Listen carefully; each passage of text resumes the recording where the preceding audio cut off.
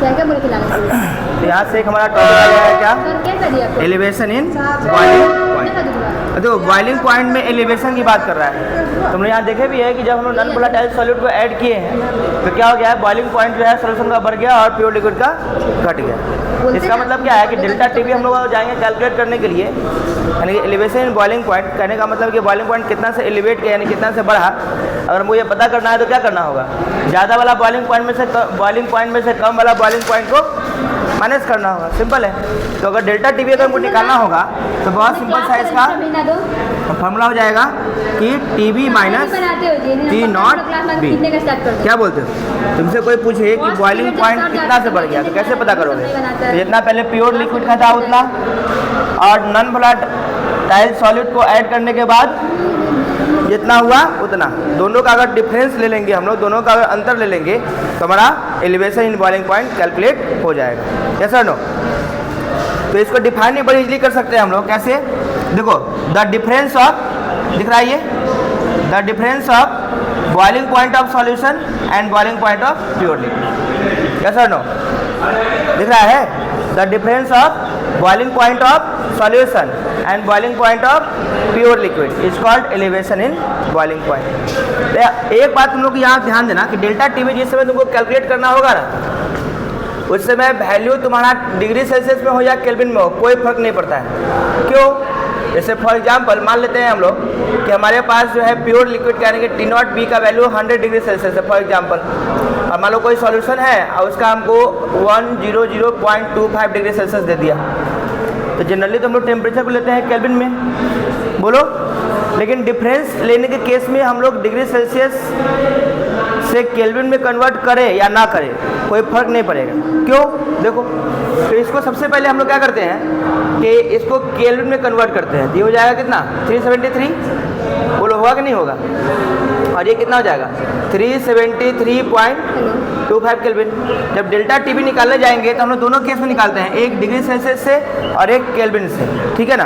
तो अब देखो, डिग्री सेल्सियस से निकालने जाएंगे तो क्या होगा, TB minus T not B, formula के अकॉर्डिंग, बोलो। अब टीबी का वैल्यू कितना है, 100.25 माइनस 100 कितना हो गया, 0.25 हो गया डिग्री सी।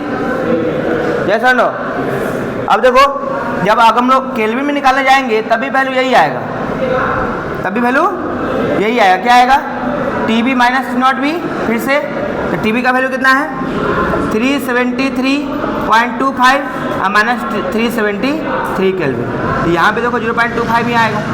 तो ये कहने का सेंस है कि जब न्यूमेरिकल्स वगैरह करने जाओगे तो जब तुमको डेल्टा टीवी निकालना हो तो तुमको ये दिमाग में सेट नहीं होना चाहिए कि हमको हर हाल में डिग्री सेल्सियस से केल्विन में कन्वर्ट करने के बाद ही हम लोग डिफरेंस निकाल सकते हैं। ठीक है, तुम्हारी इच्छा है तुम केल्विन में कन्वर्ट करने के बाद निकालो डिफरेंस, या डिग्री सेल्सियस में ही निकालो डिफरेंस, कोई दिक्कत की बात नहीं है, दोनों वैल्यू सेम ही आना है।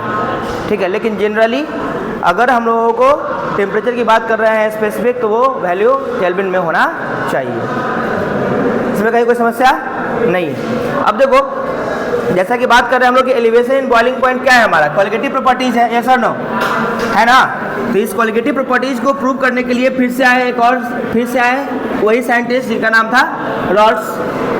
ठीक है, तो हम लोग यहाँ पर फिर से पढ़ने वाले हैं रॉल्स लॉ ऑफ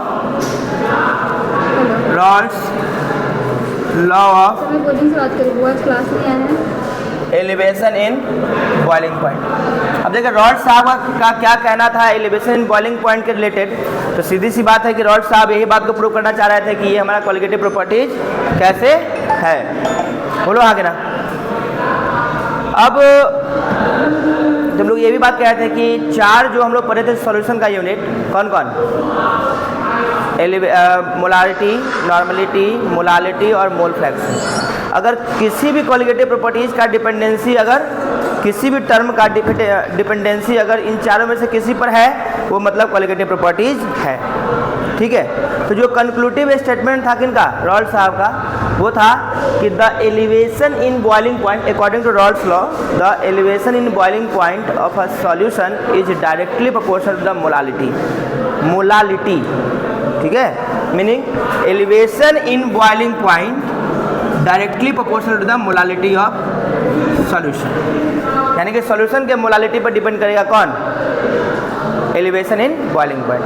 मोलालिटी बढ़ाओगे एलिवेशन इन बॉइलिंग पॉइंट बढ़ेगा, अब मोलालिटी घटाओगे एलिवेशन इन बॉइलिंग पॉइंट घटेगा, डायरेक्टली प्रोपोर्शनल है। ठीक है, अब देखो ध्यान से, अब कहते हैं क्या कि ये प्रोपोर्शन साइन को हटाएंगे, अगर हम लोग इसके जगह पर अगर एक इक्वल साइन लाएंगे तो यहाँ पर क्या करना पड़ेगा, एक कॉन्स्टेंट टर्म से मल्टीप्लाई करना पड़ेगा। तो डेल्टा टी बी बराबर क्या हो जाएगा बताओ, के बी इंटू मोलालिटी। बोलो यस और नो। ये आपका ओरिजिनल फार्मूला हो गया। इस के बी को हम लोग बोलते हैं मोलर एलिवेशन कांस्टेंट। क्या बोलते हैं बच्चों, मोलर एलिवेशन कांस्टेंट, या इसी को बोलते हैं इब्यूलियोस्कोपिक कांस्टेंट, इब्यूलियोस्कोपिक कांस्टेंट। ठीक है, अब क्या करेंगे कि जैसे ही इसको मोलालिटी को हम लोग एक्सप्रेस करेंगे, ठीक है, हमारा एक जो है क्या आ जाएगा, एक्सप्रेशन आ जाएगा।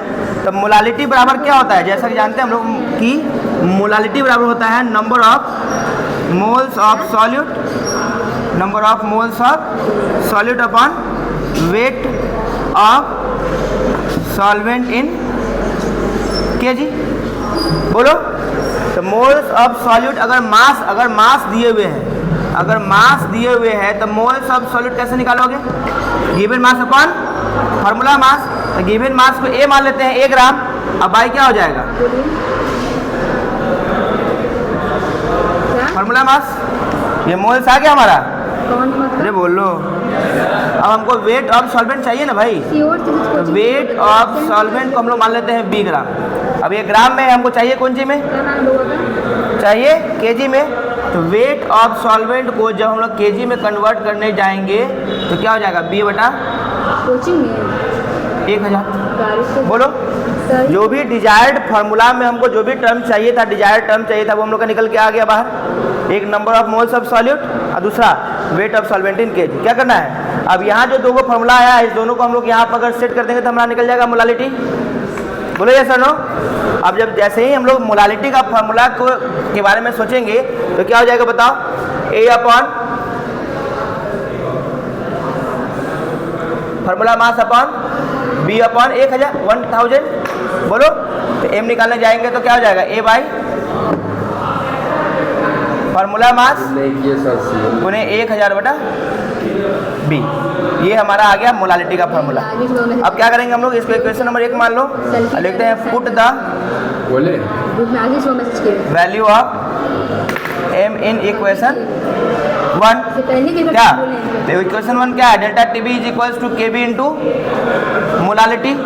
बोलो, तो के बी इंटू क्या हो जाएगा, जिनका उनको याद ए अपॉन कि हाँ ये टीचर आया, उनको सामने दिखाया तो छोड़ देते हैं, जिनका उनको याद नहीं रहता है कि नहीं देखेंगे, फार्मूला मास गुने 1000 बटा बी डेल्टा टी बी। जैसे इसको और एक्सपेंडेड फॉर्म में लिखना है तो डेल्टा टी बी को एक्सपेंड कर दो तो क्या हो जाएगा, T B minus T not B is equals to K B into A upon formula mass गुने 1000 अपॉन बी। ये फिर से आपका एक VBI एक्सप्रेशन आ गया, BACB 2026 के। ये 5 मार्क्स का क्वेश्चन है और बहुत इम्पोर्टेंट। इतना डिराइव कर लोगे आपका 5 मार्क्स सिक्योर रहेगा।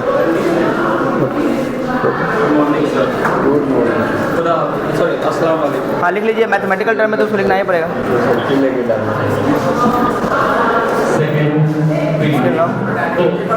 हल्का ऐसे करो, स्वाइप करो, हो जाएगा।